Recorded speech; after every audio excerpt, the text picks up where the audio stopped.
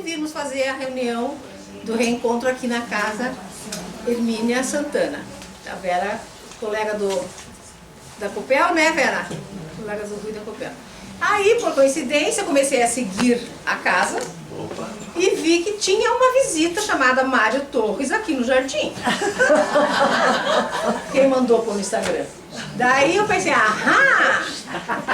Então vamos unir o útil ao agradável. E daí na reunião decidimos fazer essa reunião e o título é Conversa com Mário Torres. Ele vai falar o que ele quiser. Para quem não conhece o Mário, vou apresentar rapidinho. O Mário eu conheço também desde 1907. Não faz sem datas definidas. Porque quem já foi comigo pro Faxinal sabe que eu morei lá. Meu marido é engenheiro, colega do Rui. Vicente, E morei lá em Foz do Areia e a gente conheceu o Mário lá e manteve amizade. E levei vários grupos, vários de vocês lá para visitar o Faxinal. Ele vai explicar depois um pouquinho. E o Rui é engenheiro, colega do meu marido. sim. Trabalhou na Copel também, Sim. né? E conte rapidinho a história da casa. Essa casa é da tua família, Sim. desde a construção? A construção. Tem três questões básicas nas nossas vidas. De onde viemos, para onde vamos e que horas que é o coffee break. Coffee break eu sei, é depois da palestra do Mário. Sejam muito bem-vindas, que privilégio. Essa é a casa da Dona Hermínia. Nós viemos para cá em 1959 e éramos uma família grande de 6 filhos, né? E ficamos aqui, vivemos as nossas vidas durante muitos anos.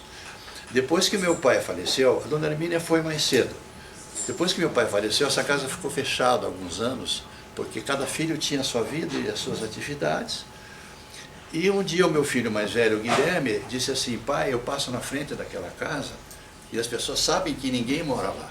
O mato está crescendo, temos que fazer alguma coisa, senão vão invadir a casa. Posso ir para lá? Eu digo, vou falar com os outros herdeiros. E o Guilherme veio para essa garagem aqui. E arquiteto assim, descasca a parede, preto fosco, enfim. E eu me aposentei na Copel, onde tive grandes amigos, e o Vicente sempre foi um deles. E digo, o que eu vou fazer agora? Eu já dava aula na FAI, então a gente criou um instituto aqui que se chama Instituto Hermínia Santana. Dona Hermínia estudou, naquele tempo era mais difícil, né? Até a 4ª, 5ª série, não fez faculdade, não fez MBA, não fez doutorado, não fez nada, mas era uma maravilhosa gestora, né? Para criar uma família de 6 filhos, com problemas como todas as famílias têm. E nós fazemos 3 coisas aqui. Primeiro, cursos, palestras, workshops. Daqui já teve, o Domênico Di Masi esteve aqui algumas vezes, né? Trouxemos gente de Houston, trouxemos gente do Colorado. Então é um centro, é alta costura aqui. Que é o que está acontecendo aqui nesse momento agora. A gente loca para empresas também, que querem usar só o espaço, e a gente tem alguns habitantes, sabe, que a maioria são terapeutas que usam salas exclusivas. Então é isso que a gente faz. Sejam muito bem-vindas. O Mário Samambaia, vocês sabem que o sobrenome dele é Sabe? Sabe? A gente achava que era Torres. O Mário, uma coisa que eu estudo muito, sabe, que eu adoro falar, inspirado pelo Jung, é sincronicidade. Synchronicity. Como é que eu cruzei com o Mário? Nós estamos almoçando aqui no festival. Eu vejo um velhinho. Eu me lembro dele de algum lugar. Ele olha para mim, também não entendeu bem, um outro velhinho. E eu já adorava o Mário desde o tempo do Faxinal do Céu. Vocês vão ver as fotos que ele fez e faz, né? E trouxemos aqui. O Mário já começou a dar ideias, inclusive estou esperando o teu projeto. É verdade. O Mário vai dar uma geral aqui no nosso pequeno Faxinal do Céu, né? Então, amigos, Marisa, Eu. obrigado. Um abraço no Vicente. Pode deixar. Né? Mário, muito obrigado. Tenho certeza que vocês vão sair daqui mais encantadas ainda com a vida, com a natureza. Né, Mário? Certamente. E voltem sempre. Obrigada.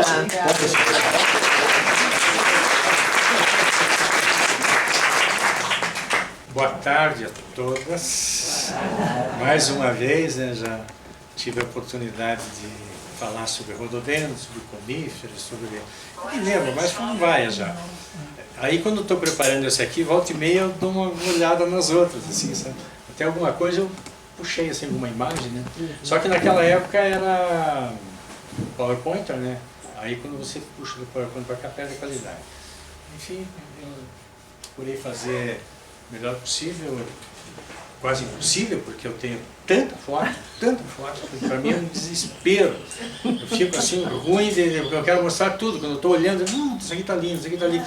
Aí tem 10 lá e tem que deixar uma, daí eu desisti de deixar uma e deixei as 10. Aí tem 330 fotos. Absurdo. Mas eu diminui um pouquinho, eu fico 290 e pouco. Mas é incrível. Eu peguei palestras anteriores, era 60, 70. Eu lembro de slide, era um carrossel de slide com 80 fotos, dava certinho uma hora. Às vezes fazia pelo carrossel. E aí minhas palestras sempre assim. Antes era slide, eu punha a imagem lá e falava o que vinha na cabeça. Se for diferente, me dá pânico e apagão.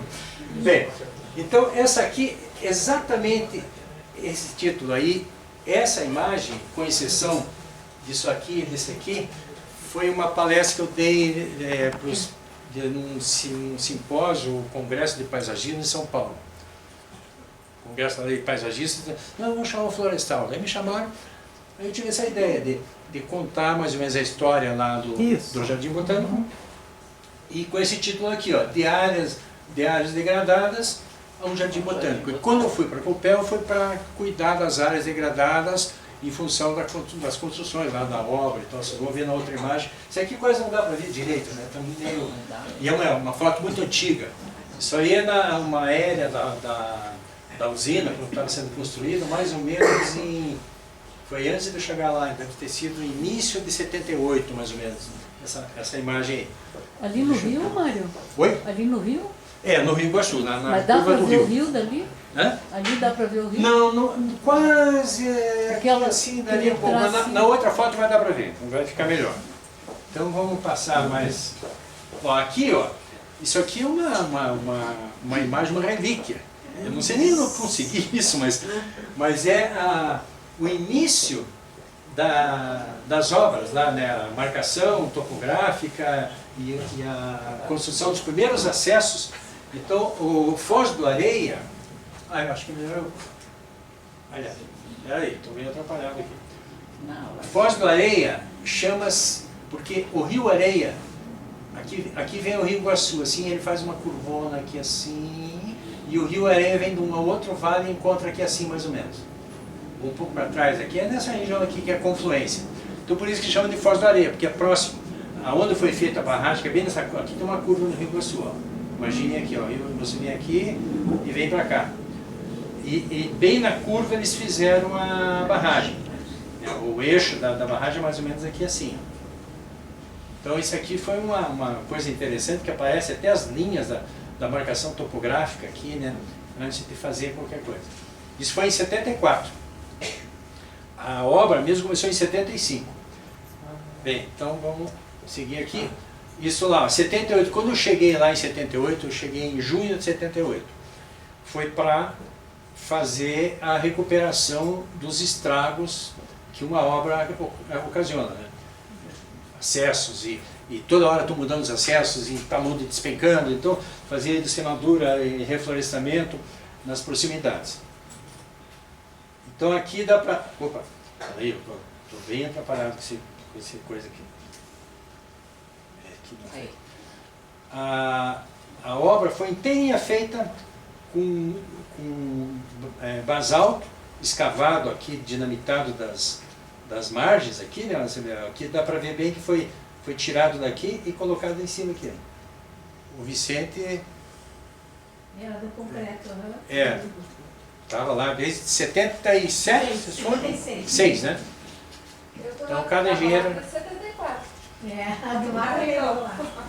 Então aqui dá para ter uma noção da dimensão, né, da obra e do estrago que faz de mexer com tudo isso, né? E aqui já é pronta, quase na mesma visão, né? Eu procurei uma imagem parecida, né?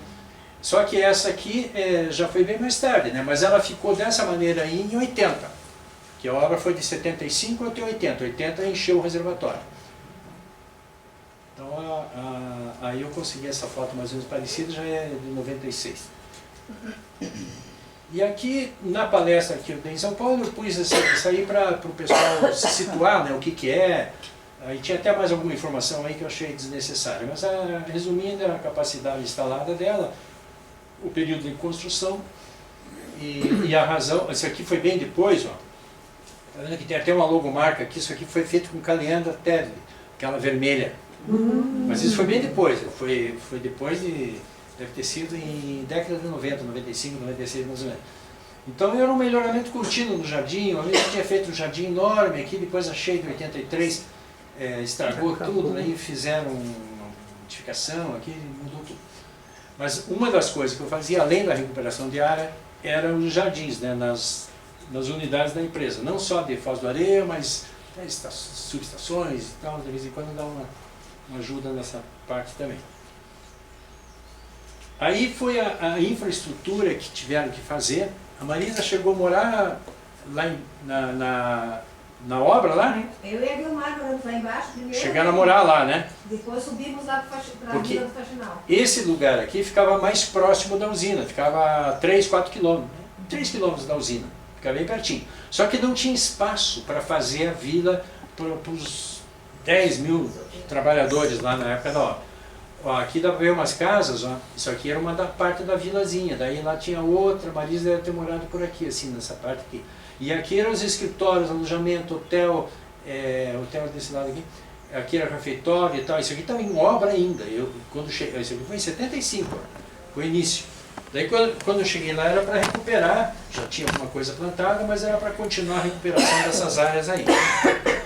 E aí no mesmo, mais ou menos no mesmo ano, lá em 79.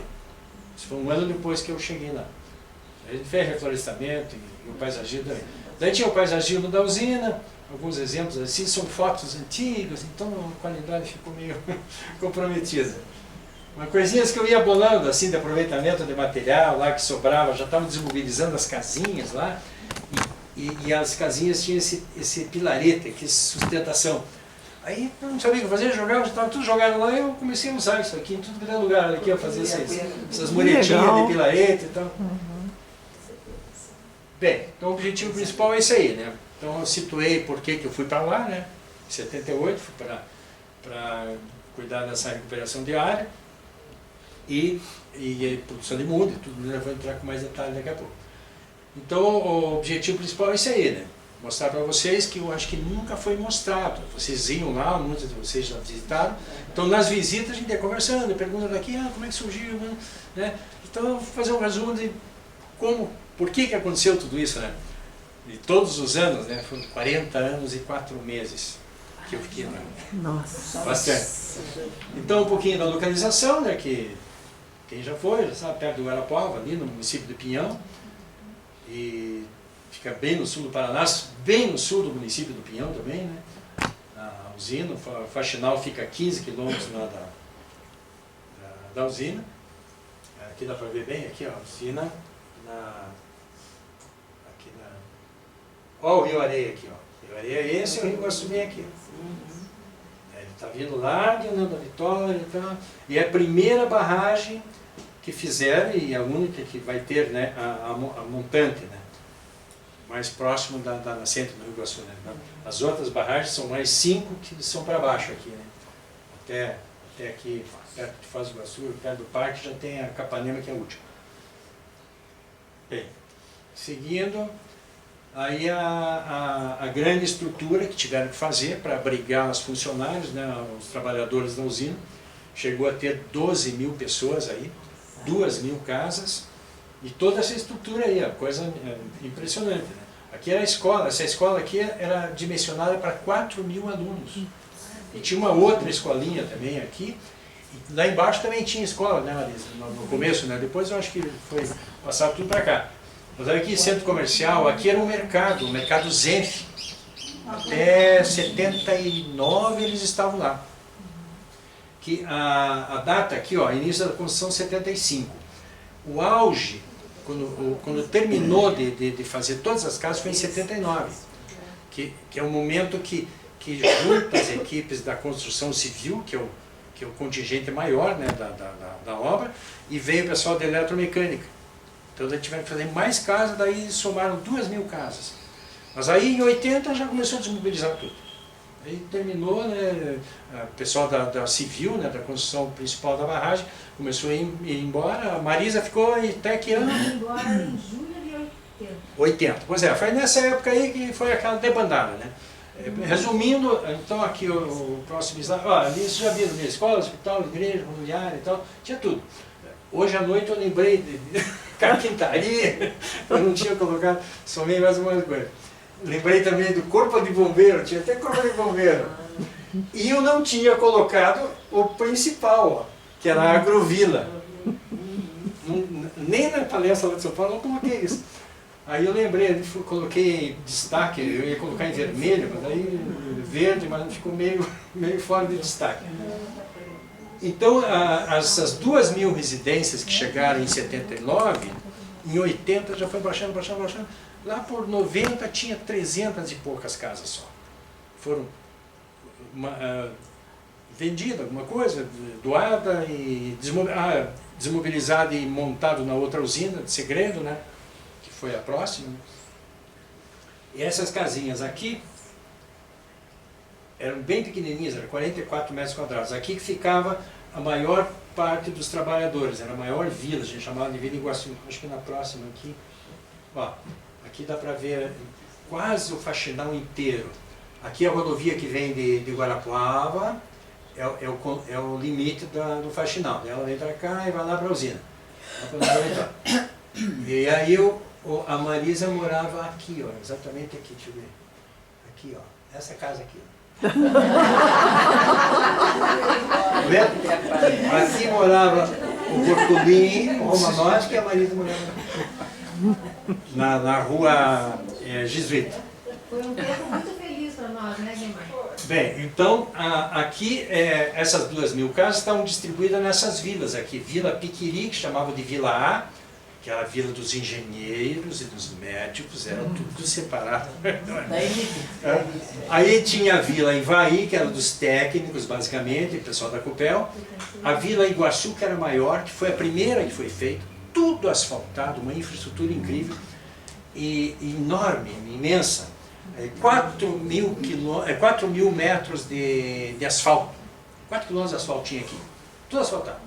A vila toda tinha aproximadamente uns 10, quer dizer, quase a metade era nessa Vila Iguaçu aqui, que abrigava os funcionários da CBPO, né, que era a empresa que fazia parte da barragem mesmo, da construção civil. Aí tinha essa Vila Tibagi aqui, que era um pouco menor, e essa que aparece em branco aqui, essa foto já é mais recente, é a Vila dos Professores, depois nós vamos detalhar um pouquinho. Bem, então aqui dá para ter uma ideia mais ou menos, né? Para mim fica muito fácil que eu morei lá todo esse tempo aí. Né? Tá, aí essa parte aqui, eu vou aproveitar essa imagem que aparece bastante aqui. O faxinal todo, esse coisinha aqui é chato. O faxinal todo tem quase 500 hectares, inteirinho, é bastante. 500 hectares não é pouca coisa. Essa parte para baixo aqui, ó, tirando o campo de futebol aqui, para cá, e daí aqui vai no acesso principal, onde entra na vila. Isso tudo aqui eu sugeri depois para o Jardim Botânico. Depois eu vou entrar em detalhe, mas só para vocês verem a dimensão. Era a maior vila, e daí com toda essa regalia de ter esses 4 quilômetros de asfalto. Isso foi o meu projeto, mas depois eu entro mais em detalhe. Bem, vou aproveitar só essa imagem, que daí eu não vou voltar aqui. Bem, aqui daí já é onde a coisa pega, né? Que é a tal da agrovila, que foi feita principalmente para a produção das mudas florestais, né? Para reposição, e queriam fazer um projeto de fixação dos barrageiros na região, porque era uma região muito carente, isolada de tudo, não tinha nada, imagine isso, na década de 70 não tinha nada lá. Então eles pensaram, não, vamos fazer um projeto de agrovila, de produção de frutíferas, entrava até suinocultura, um monte de coisa, muitas opções, né, para aí lotear o trajeto de Foz daí do Faxinal até o Pinhão, que dá 27 quilômetros, comprariam todas essas terras, fariam lotes assim, de 5 hectares cada um, e aí iam oferecer para o pessoal dos barrageiros, mas de barrageiro jamais se adapta a uma vida dessa, de barrageiro virar agricultor, nunca. E daí o projeto foi para o espaço. Mas quando cheguei lá tinha produção de frutífera, teve até técnicos, lá quando eu cheguei já não tinha mais o técnico, tinha só as frutíferas, tudo arrebentado, tinha maçã, pera, ameixa, não sei o quê, pera, um monte dessas frutíferas temperadas, nenhuma que se adaptasse bem. Foi depois disso que conseguiram colocar as maçãs em Guarapuava, na região ali, mas foi muito depois, né? Foi na final da década de 80 que começou a maçã. Isso aí foi em 70. Então foi cultivares não adaptados e não deu certo. E foi um dos maiores trabalhos que eu tive para tirar essas maceiras. A macieira já estava desse tamanho, assim, um monte, assim, o que fazer com isso? Eu não tinha trator, não tinha nada, tinha que ser no machado.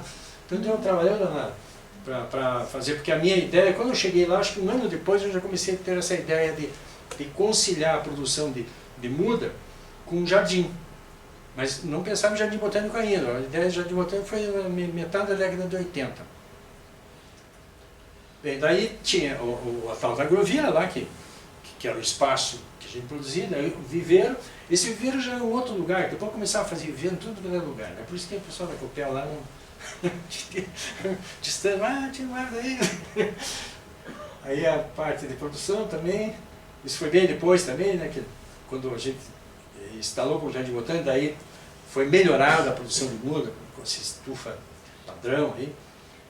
Tinha também uma reserva florestal nativa, junto lá da tal da agrovila, era bem pequenininha, tinha 2, 3 hectares, nós conseguimos ampliar lá para 15 hectares. Ficou bem grande, tudo cercado. Mais uma imagem, né? Aí vai dar para ver bem o que foi feito até 87. Essas fotos aí eu lembro, foi dia 3 de setembro de 87. Foi uma oportunidade que eu tive de vir de helicóptero do União da Vitória até ali, e o piloto ficou maluco já com a área, e daí ele ficou um tempão lá, e era slide isso. Até a imagem está meio comprometida, porque eu fotografei da parede, eu projetei o slide, tirei a foto para colocar aí. Com o slide ficava bem nítido. E aí já estava naquele procedimento de aproveitar a produção das mudas ornamentais, principalmente, em canteiros, né, separar as variedades das azaleias em canteiros e começar a formar um jardim, por que não, né? Isso foi muito questionado, né? O pessoal chegava lá, e eu provei que era mais barato eu produzir assim do que ficar fazendo em linha ou carpindo, né? Eu punha grama no meio, né?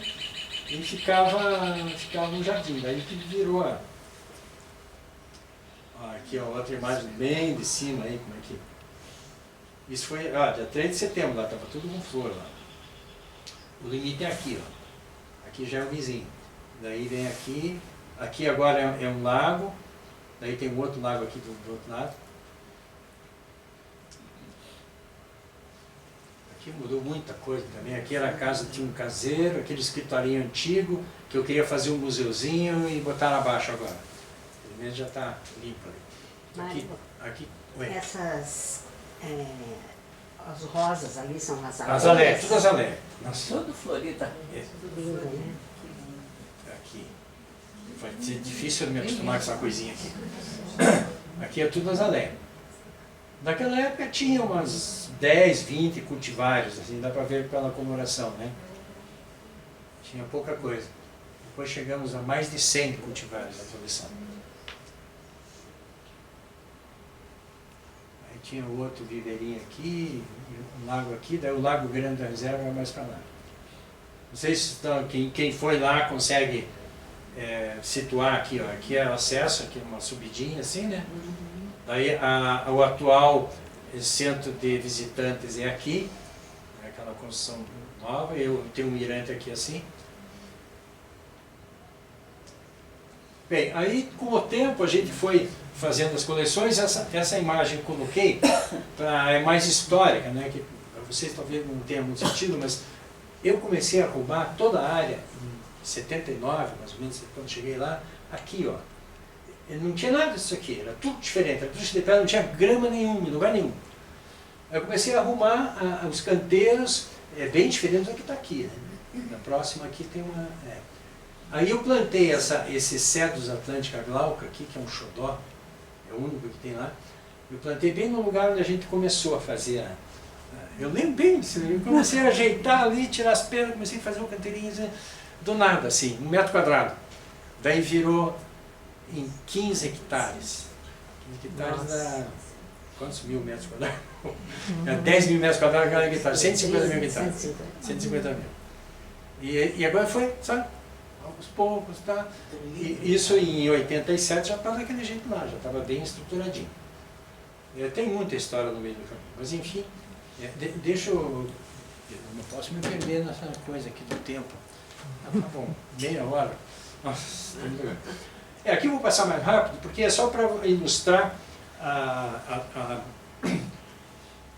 os benefícios e as melhorias paisagísticas, né, que a gente foi fazendo ao longo do tempo, na vila, cerquinha e tal, por causa dos carneiros, a gente bolou essa cerquinha aí que não custava praticamente nada, a gente tinha mão de obra e não tinha dinheiro para comprar, não liberava, né, para comprar tela, postinho. Aí a gente fazia isso aqui com o recurso que tinha lá. Ficou interessante. Isso aqui é de baracatinga, lasca de baracatinga, que dura 10, 15 anos. Ah, legal. Você sabe que até antes eu não balinha. Obrigado. E os postinhos têm que ser de uma madeira melhor. Aí era de tarumã, buia, perto da obra, quando encheu o reservatório, sobrou um monte de madeira jogada lá. Tinha até essas safras. Então, ali tem essas madeiras mais nobres que aguentavam, a louro aguenta bem no chão. E a bracatinga, por incrível que pareça, aguenta mais de 10 anos assim pendurada, seca. Sem o contato com a terra, ela aguenta bastante. Bem, então vou passar rápido aqui. Aqui é a da cerquinha. Nossa, essa foto estava linda, mas aqui ficou desbotada, não sei porquê. Mas ela estava uma das boas, assim, quando eu mostrava, quando eu via na TV. Então, aí, em vários momentos, né, e essa cerquinha que circundava o lugar onde a gente criava as ovelhinhas. Depois foi feito um viveiro nessa área que ficavam as ovelhas, e aqui é a entrada, não sei se eu lembro da entrada no acesso principal, daí à direita tinha a entradinha do viveiro aqui. Toda a parte do acesso principal. Tem uma coleção de carvalho fantástica aqui nessa área agora, que era das ovelhinhas.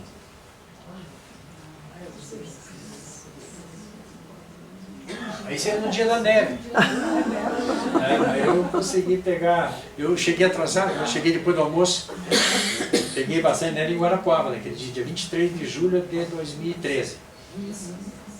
Mas depois eu tenho mais fotos de outros que tiraram. Comparando.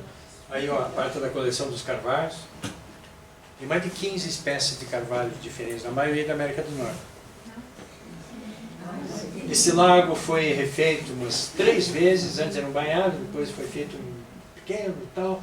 E essa foi a última conformação. Que eu consegui, aqui era um talude bem reto e inclinado assim. Aí nós limpamos o lago, você tem um trabalhão danado, de novo trator, tudo. Aí colocamos o material aqui, ó, para ficar suave, isso aqui dá para cortar agora de tratorzinho. E fizemos essas brincadeiras aqui, assim, em função do material que ia sendo tirado do fundo ali, aquele lodo, né, que estava assoreado. Aí ficou essa conformação ali. Vários anos. Aí, esse lago tinha mais de 50 fotos, mas daí eu consegui reduzir para 10 talvez. Mas não podia deixar, né, desses momentos assim, né, de manhã, com aquela névoa, e ainda tinha até um bichinho aqui, um patinho selvagem. Aí na primavera, com a caliandra florida, geada, quase na mesma, tudo no mesmo lado. Aqui eu fiz uma logomarca, mas ela não foi mantida direito. Mas olha aí que eu gosto dessa, eu chamava de tijolo. Tijolo anã, mas ela chegou a ficar desse tamanho. Outono. Mais um livro. E mais uns exemplos do paisagismo que a gente fácil de fazer, né? Porque a paisagem natural já é linda lá, não precisava fazer nada. Então eu jogava uma tibuquina ali, esse aqui é um liriodendro. Está começando, provavelmente já estava perto do outono, está começando a ficar amarelo. Aí mais um momento que... Isso aí eu acho que foi no momento da pandemia que eu morei daí num alojamento que era perto desse lugar aí. Aí saía cedinho ali. Foi a melhor época da minha vida, foi na pandemia. Eu fiquei 6 meses lá, isolado. Eu já não tinha compromisso, não trabalhava mais na Copel. Eu estava de voluntário. Aí, daquele jeito eu ficaria o resto da vida, mas não deixava. Foi excelente. Daí eu curti esse tempo todo assim como nunca. Todo dia, imagina a quantidade de fotos que eu tirei. Que loucura. Também que tinha digital já. Aí mais umas tibuquinas. Essa corticeira é interessante, isso foi plantado. Não é nativa daí. Tinha lá no antigo horto, né, o agrovila, e tinha demais no lugar. Eu tirei grande e transplantamos na vila, levamos para Orlando e Vitória no parque, e essa aí foi uma delas. Está dando um show aí, cada ano ela fica mais bonita. A mesma corticeira com os frutos aqui, ó, com as vagens, e com a neve, e aí com a neblina. Aí é só um exemplo de algumas coisinhas que a gente fazia lá. Essa passagem não tinha. É difícil explicar agora, mas o pessoal ia pela rua, as crianças saíam da escola para lá e passavam numa rua aqui, ó. E não tinha calçada na rua. Então, apesar de não ter muito movimento, mas era chato. Às vezes passavam 2 carros ali e já atrapalhavam. Aí eu sempre quis fazer isso aqui por dentro. Cortava queijo, só que tinha um banhadinho aqui, ó. Porcaria, um banhadinho de 3, 4 metros aqui. Aí fizemos todo esse traçado aqui e passamos tudo por dentro, assim, mais perto, e aproveitando para fazer um negocinho que ficou até bonitinho. Aproveitamento de material, né? De cruzeta, né? Que tinha bastante. E eucalipto, tem uns pedaços de eucalipto lá do poste. As cerejeiras, azaleia. Aí eu com essa mania de curva, né? Tudo que eu ia fazer. Porque aqui era um taludão assim, retão, né? Então daí para ficar um negócio esteticamente, a gente faz umas frescuras dessa aí.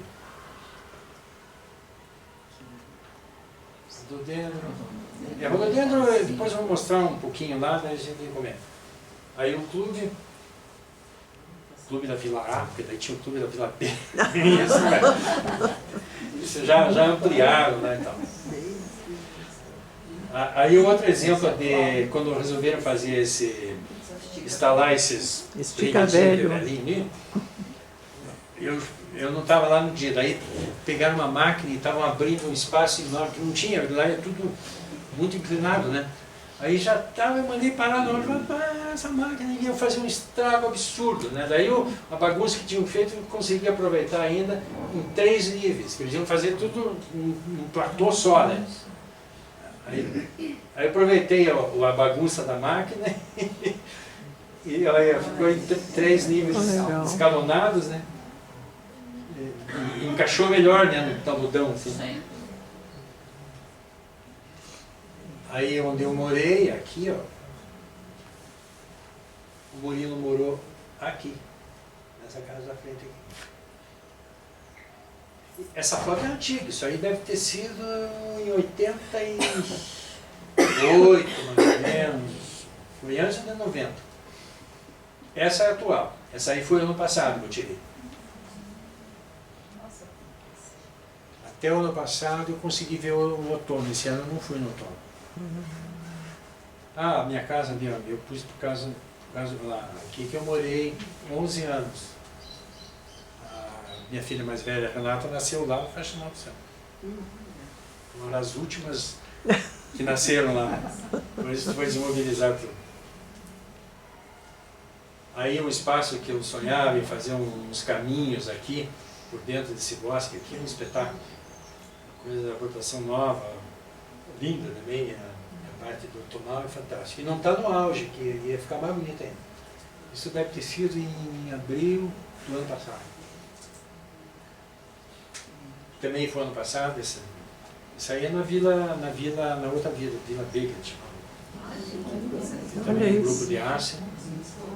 Esse grupo, infelizmente, tem uns 2 ali que secaram, então ficou meio comprometido. Isso tudo na vila, né? Então foram os benefícios e as melhorias, né, da paisagem. Isso é atrás da República dos Engenheiros, perto do clube, lá na Vila A. É um show, essa aí é o Fraxinos. Isso foi ano passado também, eu consegui a melhor imagem. Bem, então, por causa de todas aquelas melhorias e constante, né, contínua, e lá por 89 me transferiram de lá. Porque diziam, não, tira o Mário lá, ele fica penteando o Faxinal do Céu. Não sei o quê. Engenheiro civil, normalmente, não é o caso do Rui. Mas muitos deles não enxergam dessa maneira, né? Não tem jeito. Deles é outro foco, né?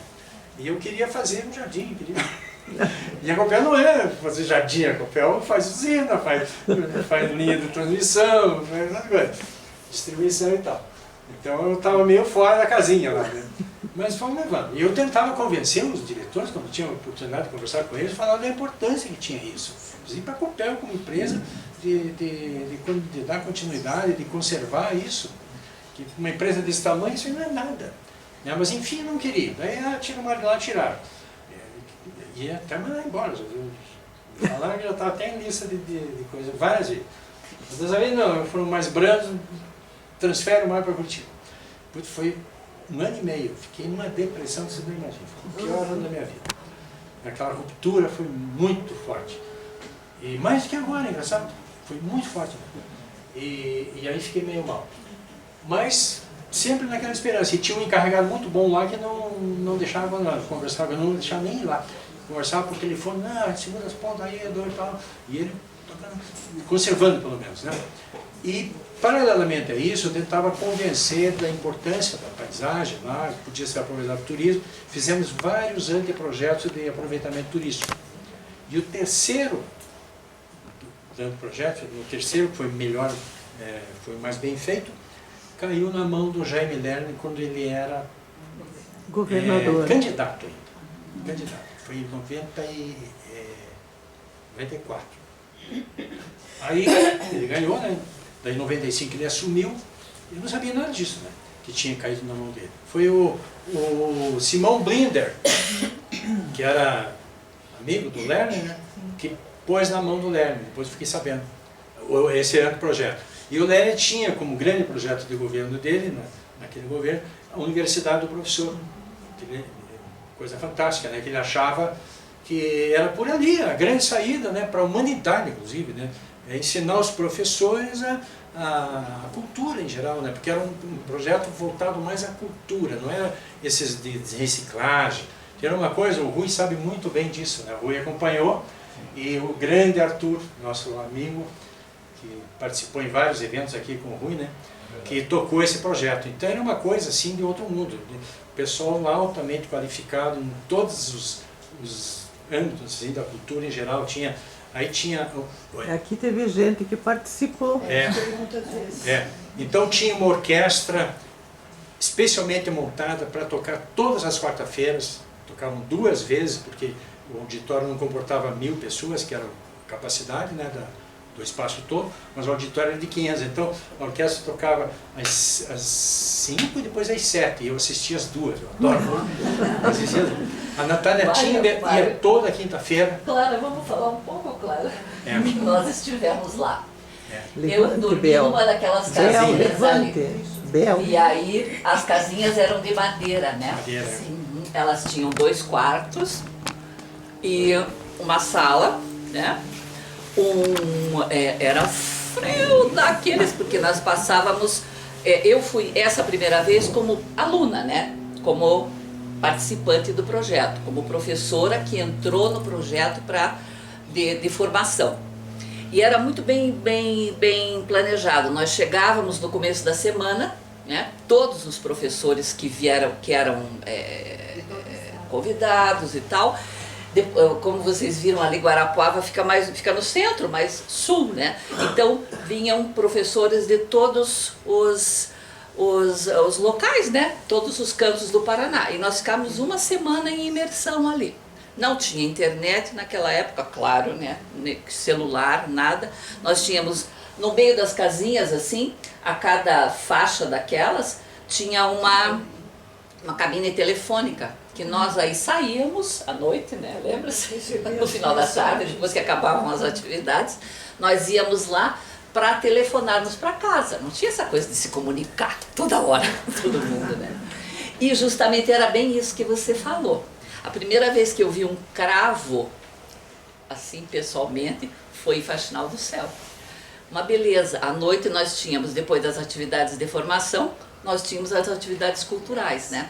Aí nós íamos lá para aquele redondo ali, eu fui na segunda vez, porque daí na segunda vez a gestão já era a gestão do Requião, aí a concepção de formação mudou, né?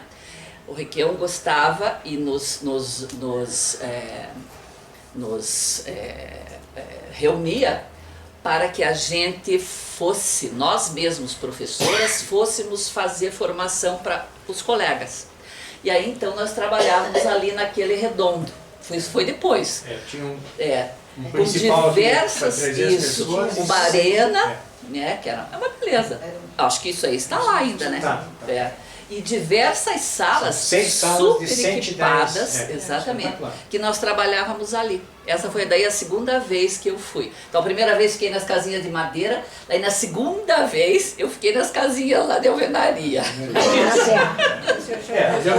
Mas aqui, ó. uma experiência São 35, que eu não consigo esquecer jamais, não vou conseguir esquecer jamais.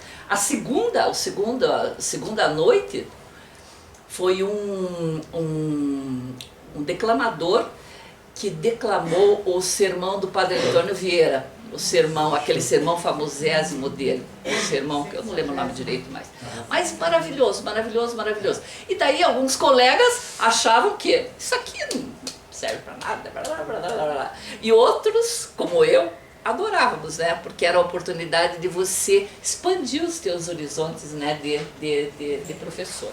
Foi maravilhoso. Eu tive a oportunidade de conhecer e escutar, né, a Natália Timber várias vezes, ela dava aquele monólogo. Né?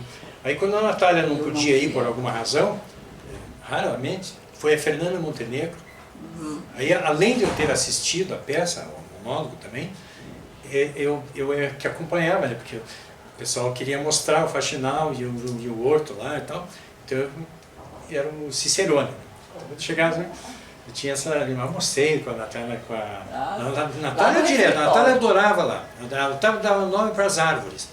Ela chegava, já ia lá no horto, daí já ficava lá. E sim, daí, ao final da tarde, a hora que terminavam as atividades, nós íamos caminhando, que eu vi aquele caminhozinho ali, íamos caminhando para lá, que naquela época ainda era horto. As glicínias já estavam grandes, eram lindas, né? E aí as mudinhas todas ali, era horto florestal ainda aqui, né? E a atividade que o Arthur, que é o coordenador, ele achava muito importante que tivesse atividade do ar livre lá, né? Então tinha várias atividades lá com caixas da cruz, com música, um espetáculo. Foi um período riquíssimo. Mas foi fantástico. Aí outra pessoa que eu tive a oportunidade de conhecer foi o Paulo Tran. Esse, eu cheguei lá, o Paulo Tran está te esperando lá no horto. Cheguei, ele estava sozinho lá, assim, já estava com uns 80 e tantos anos, arcadinho, assim, né? Quando eu olhei assim, daí eu andei com ele por lá, ele tinha até uma dificuldadezinha de caminhar. Às vezes eu tenho, né?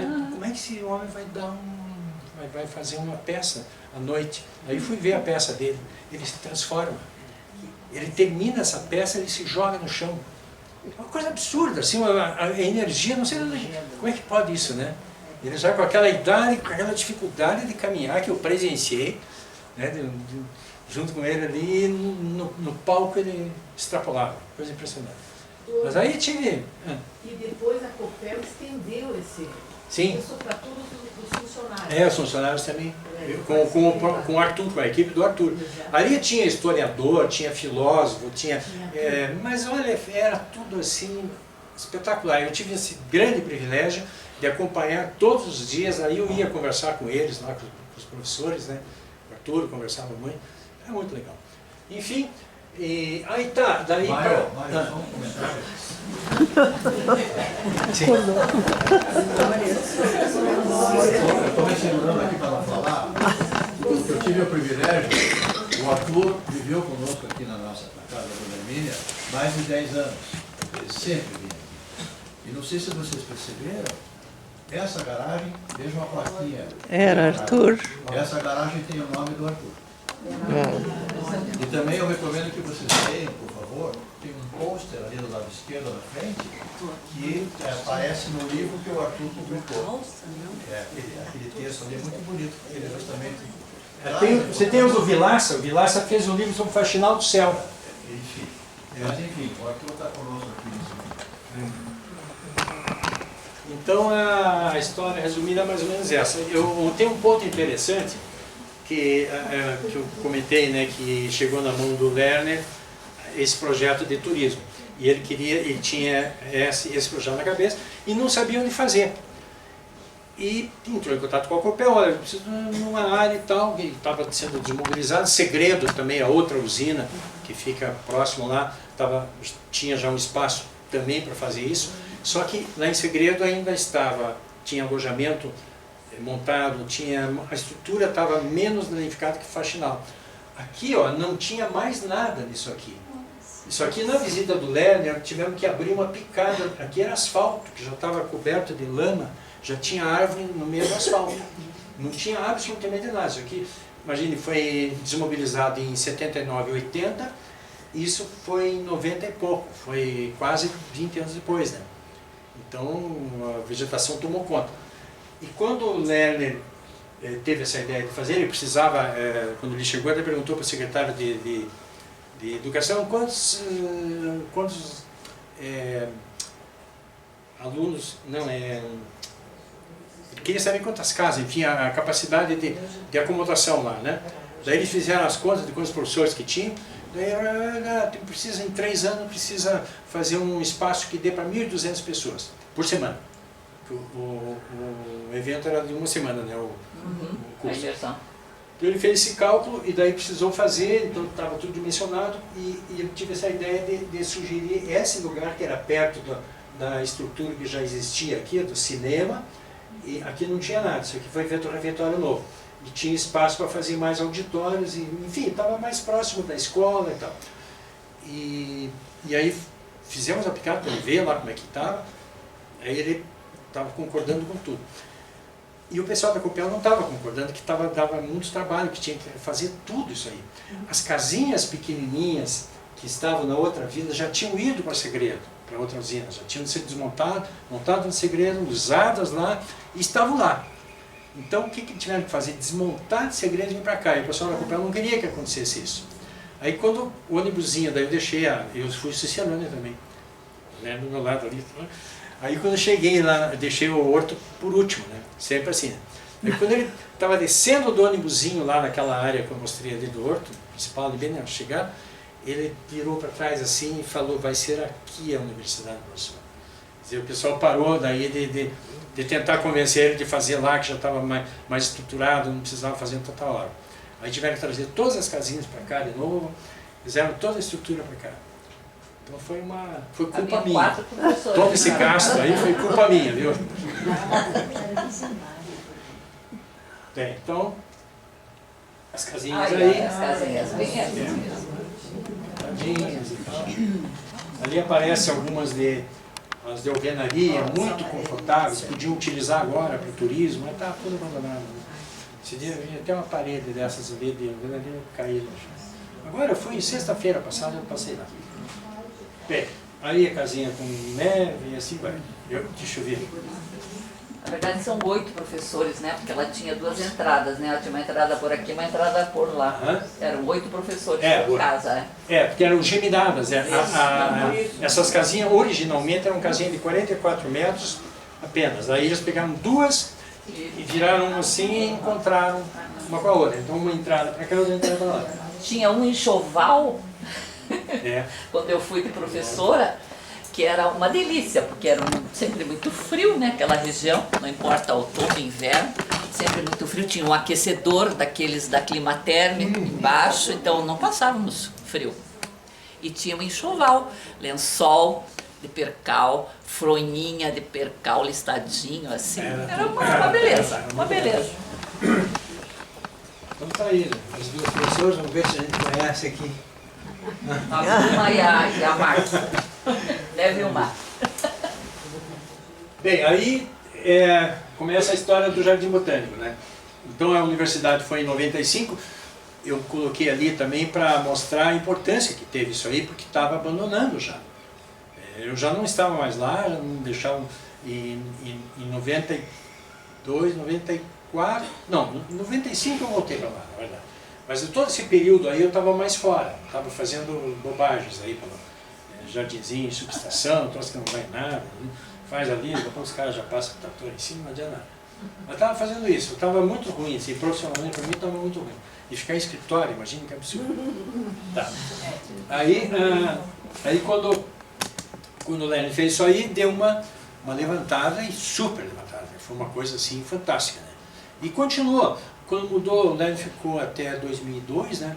Aí entrou o Requião, no começo do Requião, aquela rivalidade política, não sei o que, diziam que ele ia mandar fechar, blá, blá. Mas não, viu que seria muito importante e continuou, fez um projeto diferente, mas continuou aproveitando. Teve até aproveitamentos assim, eu fui um dia lá, tinha 5 eventos naquele espaço diferentes. Tinha evento dos indígenas, tinha evento de médicos, tinha evento, sabe? Estava otimizando mesmo o espaço. Ele começou conosco, assim, com as disciplinas do núcleo comum, né? Português, matemática, blá, blá, blá, e depois foi para educação de campo, educação de indígena, certo? O de indígenas ficou lá um tempão, acho que durante o governo inteiro dele ficou um núcleo lá. Bem, aí eu já estava com essa ideia de Jardim Botânico há muito tempo, né? Com a universidade eu tive mais recurso, né? Daí até me falaram, o diretor, o Lindolfo Zimmer, encontrei com ele no elevador um dia lá na Pedro Lino. Eu lembro bem disso aí, ele me abraçou assim, mas agora você está com tudo. Ele quer fazer aquilo lá, não sei o que, você pode fazer o que você quiser lá. Aí eu achei que ia conseguir equipamento, um monte de gente. Melhorou um pouco, eu consegui fazer muita coisa naquele período. Mas não tudo que eu queria. Fiz um monte de projetos lá, mas saiu muita coisa a mais, né? Então foi um período muito produtivo, né?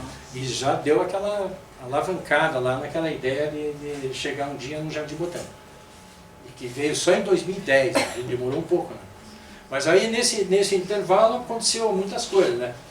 Daí aqui o projeto que eu apresentei para a diretoria da COPEL em 2010, um pouquinho antes. Naquele momento tinha uma diretoria de meio ambiente, isso me ajudou bastante. Porque se não fosse isso, eu acho que eu não ia.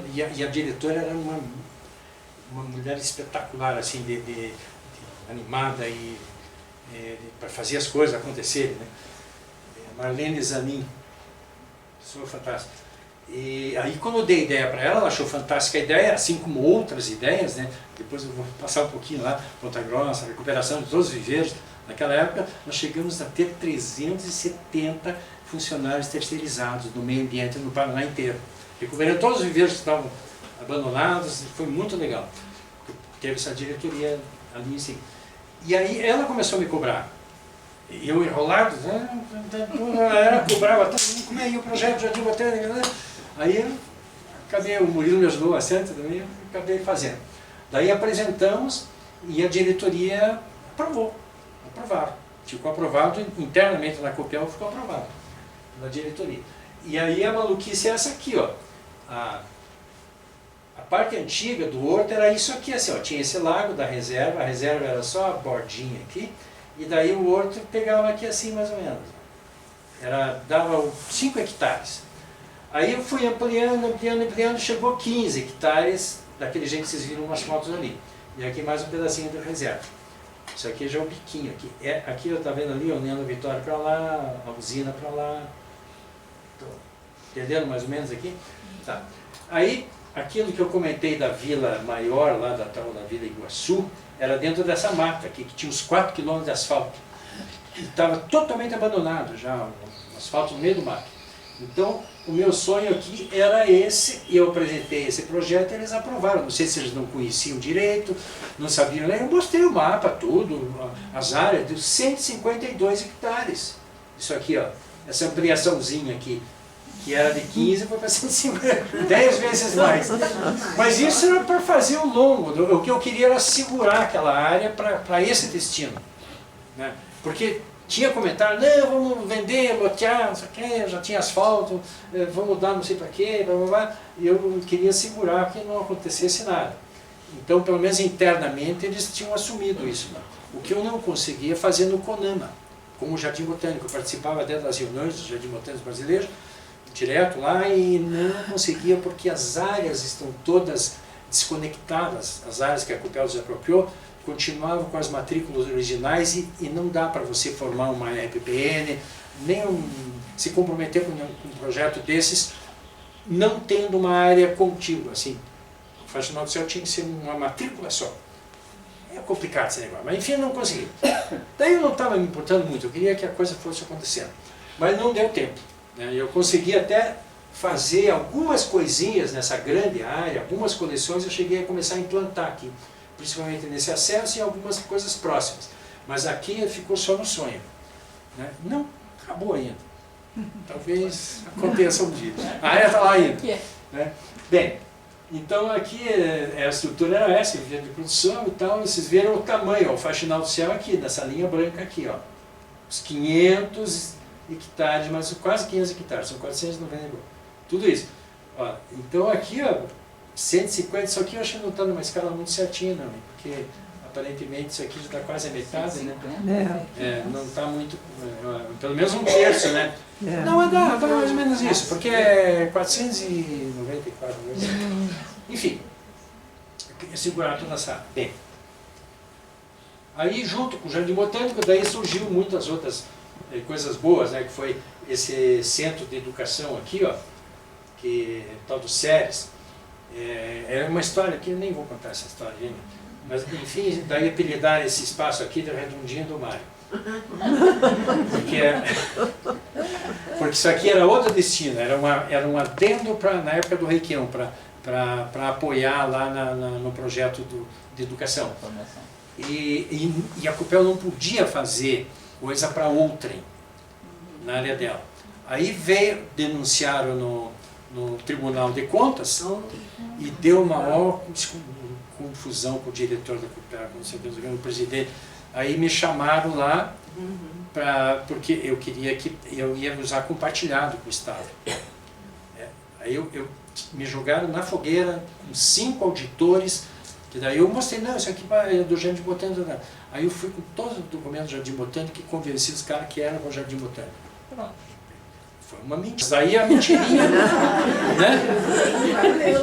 A mentirinha valeu para conseguir. Daí eu falei para o pessoal da secretaria lá, olha, eu assumi que aquilo lá é do Jardim Botânico e agora nunca mais vai ser de vocês. E não foi. Daí virou para nós e daí veio esse projeto do SERES e foi instalado ali.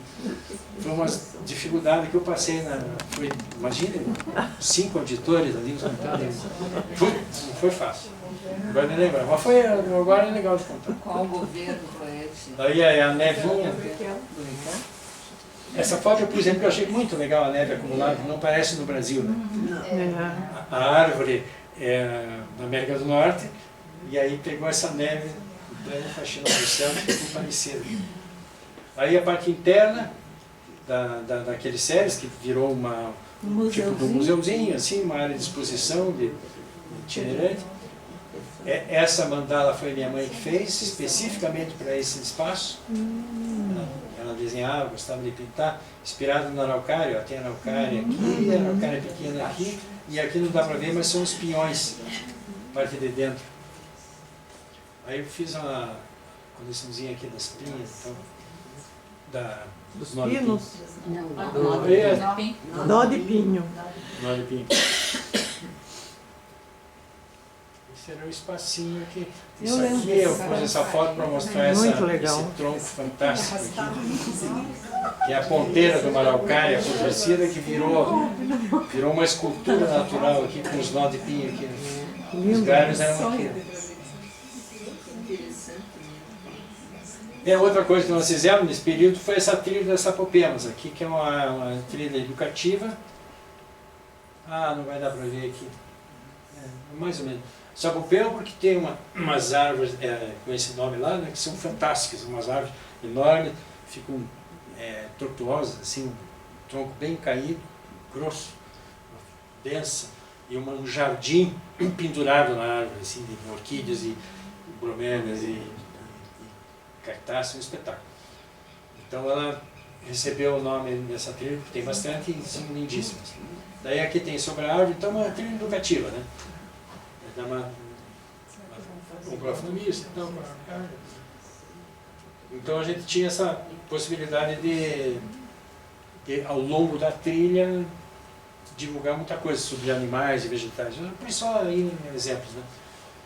E aqui foi mais ou menos onde foi delimitado naquele projeto do Jardim Botânico aquela ampliação.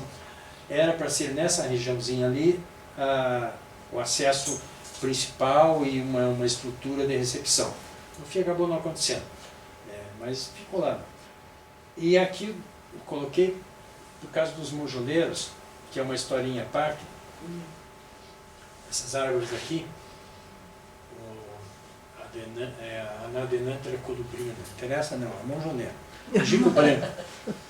Tá, então esse aqui é aquela historinha da minha vida, que daí vocês vão ver. Semana passada eu estive lá na sexta-feira, e essa foto foi de sexta-feira, agora 3 horas da tarde mais ou menos, e esse, olha a raiz dele, que espetáculo.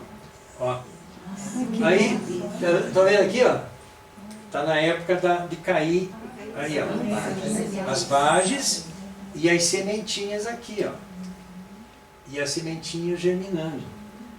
Então essa espécie foi a que mesmo deu um clique na minha vida. Esse monjoleiro. Que eu queria arquitetura, tal, nem fiz florestal meio sem querer, né? Aí lá pelos 3º, 4º anos de florestal eu me apaixonei por essa árvore. Eu achei incrível a folhagem dela, a textura e tal. Aí fiquei acompanhando aqui em Curitiba. Aí floresceu, né, frutificou, peguei as sementinhas e fiz germinar no meu quarto. 3 sementinhas mesmo num pratinho, assim. E aquilo germinou em pouquíssimo tempo, 3, 4 dias. Eu fiquei maluco. Daí comecei a fazer muda lá na casa do meu pai. Isso em 76, mas bem antes de entrar na Copel. Quando eu entrei na Copel, eu levei mais de 2.000 mudas de monjoneiro que eu tinha feito no quintalzinho do meu pai. Tudo mudinha de saquinho de leite, assim. Tá. E além de outras coisas, né? Entrei lá, eu levei, e essas aí foi o primeiro lugar que nós plantamos os monjoneiros. Então esses monjoneiros nasceram, um deles nasceu no meu quarto em 77. Isso é bem interessante. Então, olha, desse tamanho, bem legal. E todo esse acesso aí, né, que vai desde o acesso novo, eu diria, até aquele acesso que está, daqui a pouco aí tem o portal. Olha que interessante, aqui estava, essa placa está com o horto ainda, horto florestal. Isso deve ter sido então antes de 2010 essa foto, com certeza. Ó, aí já está a mesma placa, jardim, mesmo lugar. Pena que eu não peguei a neve desse jeito aí, eu cheguei de tarde, isso aí foi uns colegas lá que tiraram de manhã. Olha o monjoleiro, que espetáculo. Mário, Oi. só antes de você continuar, monjoleiro e angico é mesmo? O não popular é complicado, porque o monjoleiro chama de angico branco também. E o monjoleiro no norte é o angico preto.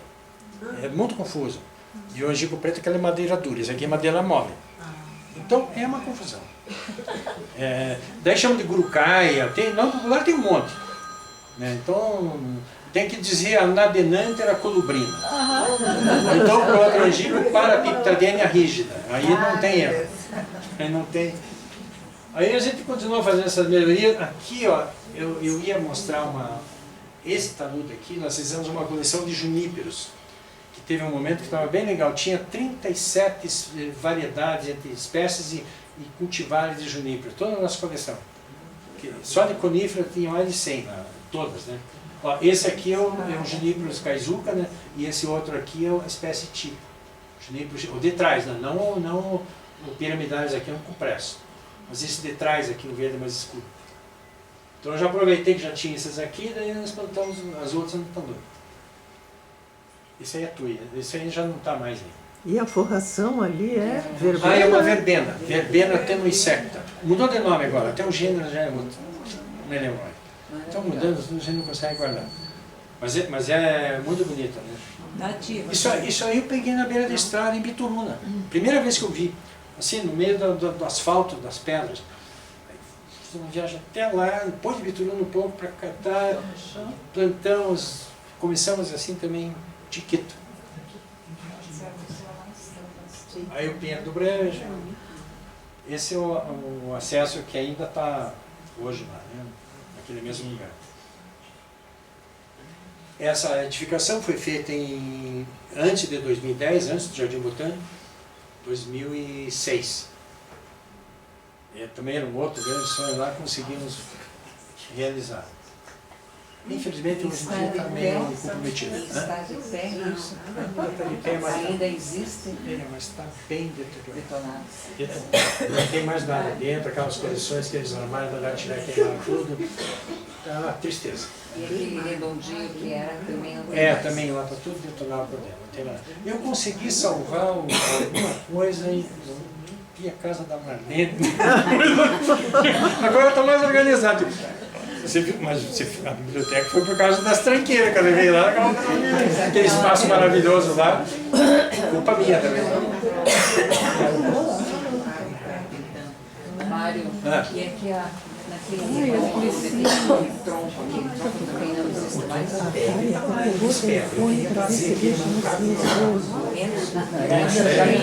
Foi uma operação de guerra. Outra história que dá uma palestra aqui. Você nem imagina que interessante que é. Mas eu não vou me alongar muito, senão a gente não tem medo. Deixa eu ver. Daí começa a ficar cansativo. Não, uma hora. Deu uma hora até agora. Está tranquilo, não. Tá. Porque eu noto que depois de 1h30, daí não dá para aguentar. Aí pode ser a melhor palestra do mundo, daí começa a se coçar na cadeira. Não tem jeito, né? Não sai. Tá, então eu vou passar rapidinho aqui, só para a parte de dentro lá, as coleções aqui. Isso aí não existe mais, então. Tá lá, né, Marlene? Isso aqui eu consegui trazer. Quer dizer, o que deu para trazer, eu depositei na Marlene, no Jardim Malveiro.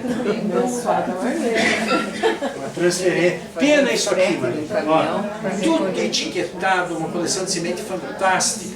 Os vidrinhos, tudo igualzinho. Olha, uma maravilha. Tinha coleção de madeirinha também aqui, ó. Opa.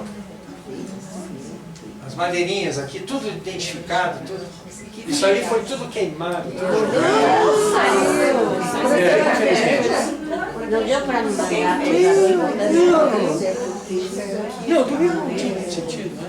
Perto da deles lá. Tem essa parte. Tem, mas talvez, quem sabe se alguma espécie eles não tinham, mas era difícil. Perto do deles lá, isso aí era um pozinho. Mas uma ou outra podia. Bem organizadinho. Não, e não era só esse espaço que tinha. Tinha um laboratóriozinho que estava cheio também, um monte. E no viveiro tinha mais uma coleção de sementes. Se a gente coletava, daí eu ia colecionando. Eu ia fazendo, juntando os vidrinhos lá no refeitório e vidrinho de aspargos, daquele outro... Azeitona. Aceitando um monte. De que ano para cá foi destruído? É uns 3 anos para cá. 3 anos. Não, já está em processo de declínio já faz mais tempo. Mais tempo. Desde Qual a é o pandemia. governo do Ratinho e o Não, anterior. o anterior, é. O Deto Também. já meio que abandonou. E daí o Ratinho acabou tudo. É uma pena. E é realmente o governo. Gente, porque você veja o Lerner, por exemplo, já estava aquela visão Visão, né? incrível, né? Que infelizmente né? Infelizmente. Isso nos diretores também. A área de meio ambiente da Copel é graças ao Arturo Andreoli. Ele pessoalmente gostava disso. Ele adorava a árvore, ele mesmo plantava, pegava a árvore, sabia o nome e tal. Então ele era um entusiasta, assim como ele era entusiasta de barragem, de usina, ele era entusiasta de meio ambiente também. Porque ninguém falava em meio ambiente naquela época, ele criou dentro da Copel, isso em 72, ele criou o setor de florestal de meio ambiente na Copel. Então eu entrei ainda na época dele, no último ano dele. E estava assim, um relacionamento muito legal. Daí, infelizmente, daí o outro... daí tem uns que realmente eu não gosto, não se interessam. Então, mas os presidentes, quase todos eles tinham algum interesse. O Rui está até acompanhando bem o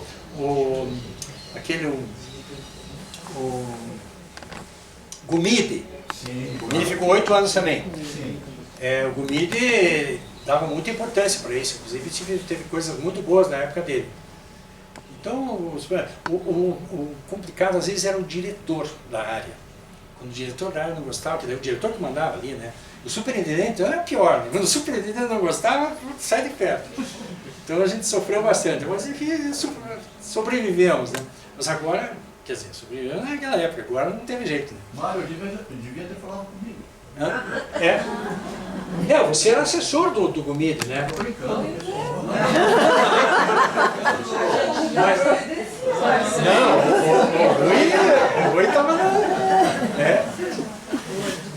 Bem, então, isso aqui foi feito em 2011, se eu não me engano, foi depois, deixa eu ver, eu saí, não, foi um pouquinho antes, acho que eu nem me lembro a data, mas foi um pouco antes de eu sair, eu me aposentei em 18, né? E isso aí foi um pouquinho antes, isso aí foi feito com uma recepção na borda daquele portão, né, que tem aqui, que eu queria fazer lá no definitivo, lá que era 800 metros dali, né, mas não deixaram.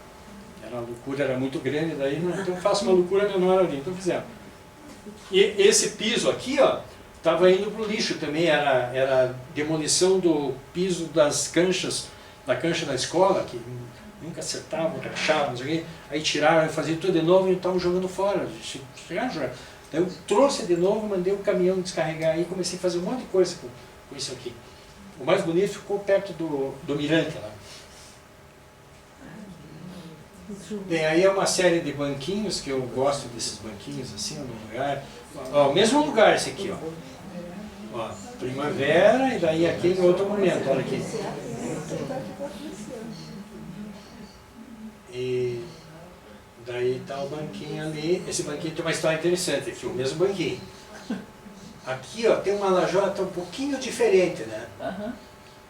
Essa aqui, ela estava só ela ali. Era uma tampa de um conduto de eletricidade. Eu me conformava com o troço no meio da grama ali, aquele troço enchendo de saco. Aí ficava feio, né? Atrapalhava agora. Aí eu olhei ali, pô, peraí, vamos fazer um negócio aqui que vai disfarçar uma composição. Né? Peguei e fiz um redondo aqui em volta dele aqui, pus o banquinho no meio. Ninguém disse que tem uma fiação que passa aqui assim. Tinha, né? Porque roubaram tudo também. Isso foi na época da pandemia. Começou a deteriorar, tinha toda a fiação subterrânea com cabos de 12 milímetros aqui. Começaram. Não tem sentido no Jardim Botânico, mas aquela teve cabo por cima, né? E passava em cima daquele laguinho principal lá. Aí eu consegui enterrar tudo, na época da universidade, eu consegui. E conseguiram descobrir que tinha Daí fiação. descobri, daí que roubaram tudo. Uma coisa que foi terrível aqui. O mesmo banquinho de outro ângulo e tal. Daí esse já é outro, esse já lá na frente, embaixo do liquidama. Esses banquinhos roubaram tudo. Sobrou um só. Eu vi um dessa vez lá, não sei porque eles não roubaram também. Porque ela estava meio quebrado. Mas o resto, tirado do fogo, ajuda. Isso aí também. Esse foi o primeiro que a gente colocou. Então Barco não tem taxótico. fiscalização nenhuma, qualquer pessoa pode entrar lá. Como tudo, esse laguinho que é o principal, na chegada lá, que é bonito e tal, ele ficou mais de um ano seco, assim, porque começou a dar problema de infiltração, assoreamento, um monte de problema. Aí tivemos que esvaziar e ele ficou, e eu não tinha recurso para fazer, nem mão de obra, nada. Aí conseguimos, com muito custo, depois de muito tempo, uma máquina da prefeitura, emprestada daí. Né? Eles não, acho que nem cobraram nada, não. Fazia parte do município, então deram esse apoio. E a máquina deve ter trabalhado um dia, 2 no máximo. Atolou ali, quando entrou, tem uma foto dela atolada aqui assim, ele entrou por aqui, ó, eles tiveram que puxar com não sei o que. Bem, aí, para vocês verem o trabalho que foi feito, demorou daí isso aqui, né, depois dela fazer aí a conformação desse lago eu aproveitei e melhorei, porque tinha umas retas, uns negócios feios lá, daí com o lodo a gente fez as curvas assim. As curvas. Ó, daí o acabamento com mão de obra ali, né. Esse já é pronto. Eu tenho uma foto dos gansos durante a obra. Tinha 2 gansos na serra. Eles assistindo ali, sabe? Aí eu falei, foi pena, eu podia ter deixado. E aí os gansos ali, sempre vão terminar esse lago. Aí, e daí tem uma foto deles, quando começou a encher o lago, eles já pum para dentro do lago. Que era o lago deles, né? E ali agora estão fazendo. Aí olha a curvinha aqui, tá bem certinho. E essas curvinhas não tinham, era bem feia. Aí eu fiz uma curva lá, outra aqui, né? Assim vai. Bem, aí mais para as coleções, né? Entrando nas coleções botânicas. Aqui dá para ver uma quantidade muito grande de coníferas, né? Espécies diferentes. Nesse espacinho aqui, que é aquele principal, assim, no que se chega lá na frente daquela edificação lá da recepção, ele tem árvores de todos os continentes aqui. América do Norte, Europa, Ásia, África, tudo.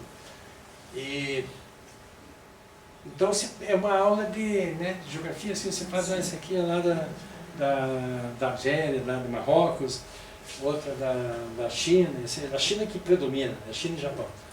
Tem da Europa, tem um ginkgo novo aqui, então. Tem uma pícia, tem esse pinus europeu, e tem pinus americanos, tem esse aqui americano também, esse aqui japonês, assim vai. Então é muito interessante, e estava tudo identificado, tudo com essa plaquinha, e já tinha as coleções de herbáceas ali no meio, dos lugares que sobravam, que já estava fazendo. Aqui, isso aqui é juníperos, só aqui dá para ver, tem essa espécie aqui, nesse canteiro tinha 4 espécies de juníperos diferentes. Teve um deles que eu peguei na casa do Ricardo, aquele médico, Ramina? lá no Jardim... não, Schaffer. Me ajudem. Era Sujatiana. Pasquini. Pasquini ou Ramina? Acho que Pasquini. Pasquini, ele era sócio do Sejam. Peguei na casa dele. Ele tinha uma coleção de samambaia de plantas, muito interessante. Eu fui uma vez lá, aí um dos juníferos, eu já tinha um monte de espécies de juníferos, esse aqui eu não tenho. Aí contou a história, que trouxe um galinho. E assim a gente vai fazendo a coleção, né? Vai conseguindo uma aqui, uma ali. E assim vai. Aí só do ginkgo eu tinha muito mais, daí eu consegui diminuir em 4 fotos. Aí a última o pessoal curtindo ali, fotografando. A cerejeira também tem uma grande história, mas não vou contar. Aí, essa branca aí. Aí essas rosas aí tem vários tons, ó. Vai ver essa. Essa aí é o período também, é o momento, né, que ficou mais... Aqui um Acer sacarino, que é meio raro. Novinho, E as hortênsias, tinha até uma hortênsiazinha vermelha aqui. Tinha azul escuro, azul claro, acho que na outra foto dá pra ver. Oi? Quando eu fui lá tinha uma sequoia, ainda tem? Tem 7 sequoias no Jardim Botânico. Tem. Eu tirei até foto na sexta-feira, eu tirei até uma selfie. Tronco. assim. Eu fiquei impressionado, parece ser coisa dos Estados Unidos, desse tamanho assim. Já dá com mais de 1 metro de diâmetro. E aquele tronco de embuia, mais de 500 anos que você tinha? Tá lá, deve estar lá. Eu não fui olhar lá na mata, né? Lá na reserva, né? Na trilha do Sapopema. Ah, ali embaixo tem um outro magnífico também deitado, né? Tá lá, esse tá. Esse eu passei lá. Não sabe que é embuia. Tem muita coisa interessante assim para. Licínia. Aí o mini roseiralzinho, eu tinha naquela ampliação lá dos 150 hectares, tinha uma área destinada para um roseiral. Uma área fantástica. E tinha roseira já dessas rústicas, assim, dessas que meio trepadeira, que daí se caía ali, não sabe, que cheio de fim. Linda, quando florescia um espetáculo. Então eu imaginava de aproveitar aquela monte e fazer uma pérgola por baixo dela. Podar e deixar os pés que já estavam bem desenvolvidos, né? Ia ficar rapidinho. Daí fazer o roseiral naquela região. Mas era uma área grande. A gente 152 hectares, pelo menos 1 hectare podia fazer de um roseiral. Um lugar super adequado. Dava para fazer mais um lago. Aí aproveitamento material, a gente sempre aproveitou tudo. Isso aí era um negócio que eles usavam de piso, na época da obra, lá nas casas e tal. E daí quebrava aqui no meio, era duplo assim, né? Daí quebrava e jogava fora. Aí eu fui pegar isso aí nos Botafora para fazer isso aqui, ó. Aí fizemos esses canteirinhos quando a gente começou, que daí como jardim botânico a gente começou a fazer de tudo. Isso aí são aromáticas e medicinais. Precisava dos seus pressos dessas jardins. Isso era só o início, o plano era muito grande, porque tinha umas pessoas lá que conheciam e tal. Daí eu colei esses negócios assim, hexagonais, né? E foi o que conseguimos fazer naquele momento, mas tinha projeto para ampliar mais. E cada espécie, dependendo da espécie, por exemplo, essa coisa aqui tem que colocar sozinha aqui, ó. Né? Até tinha que ser dentro de um tonel, né? Porque senão ela é muito invasiva, né? Sim. Cavalinha. Cavalinha. Aí o jardim da vovó, tudo com as plaquinhas ali, a plaquinha de plástico, computador, daí a gente plastificava e está lá há 10 anos e tem algumas que estão lá ainda não perderam nem a cor. Se ela tiver contra o sol da face sul, por exemplo, não é tão bom, até face norte, até com sol pleno, ela aguenta 2, 3 anos. Impressionante a resistência. Aí alguma coisa do jardim da vovó.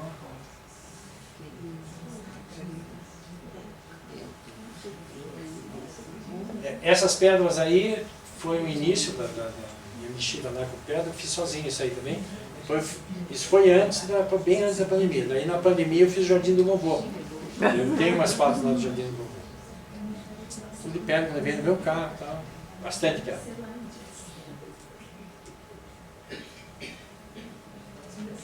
Aproveitando todos os instrumentos. Caliandras, banquinhos. Outra caliandra, isso aí o pessoal pensa que é azaleia, mas é uma caliandra, aquela grossa. Aí era uma estufinha que recebeu a coleção das plantas que resgataram na usina de Mauá, que foi a última que a Copel participou, fez. Então teve um resgate muito importante de epífitas. E essa foto eu achei bonita, eu deixei. Mas eu tenho um monte de fotos das orquídeas, sabe? Isso estava lindo, lindo, lindo. Aí foi desmobilizado, eu queria montar lá no jardim, no fim não foi montado, perdeu tudo, perderam as plantas, perdeu tudo. Uma judiação. Tudo etiquetado, tudo bonitinho, assim, uma por uma. Laguinho das ninféias. Essa ninféia eu peguei muda lá no Lourenço, lá no Jardim Botânico dele. E se deu super bem. Ela floresce todos os dias do ano. Todos. Pode ir no inverno. Até eu achava que era só quando está sol, não, até nublado ela floresce. Entre 10 horas da manhã, 2 da tarde, até com chuva. Um dia estava de guarda-chuva lá. Florescida. Aberta, né? Aí um exemplozinho dos resgates, né? Essa espécie muito rara de açucena, né? Uma penhasco, especificamente é o Hippeastrum Santa Catarina. Santa Ive Catarina, é o nome dela, científico. Ela dá no banhado, um dos únicos espiastros que dão no banhado. Foi o Nelson, um técnico nosso, que estava vindo de segredo, viu aquele negócio vermelho, pegou e me mostrou, e a gente já estava fazendo a coleção dos espiastros. Quando eu olhei, eu falei, nossa, isso aqui eu nunca tinha visto. Aí voltei lá com o tiozinho, tem até foto minha do tiozinho, tirando a espiastros do banhado. Pena que eu não tirei tudo, porque passaram o trator em cima, agora na boca. Já era. Já. Você veja a importância de ter umas áreas de preservação assim, né? Ali ainda tem, né? Nessa área que foi plantada ainda tem. Mesmo largado, não estão fazendo manutenção, mas ela está sobrevivendo. Eu já vi a florzinha dela. Experimentei em volta de terra. Tudo. Quem cuidava disso aí era um vigia. Até os vigias participavam desse trabalho. Ele conseguia incentivar, um gostava de pássaros e animais, montei uma planilha para ele anotar. Então nós temos um levantamento dos pássaros, principalmente, que conviviam ali naquela região, e ele ficava anotando, ele conhecia. Daí a outra menina gostou, daí começaram a ir atrás do nome científico. Só que ele trabalhando legal, de levantamento assim, de fauna, né? E o outro gostava mais de planta. Daí como ele ficava mais por ali, aí eu pedia para ele contar as brotações, o número de semente, o número de flores, sabe?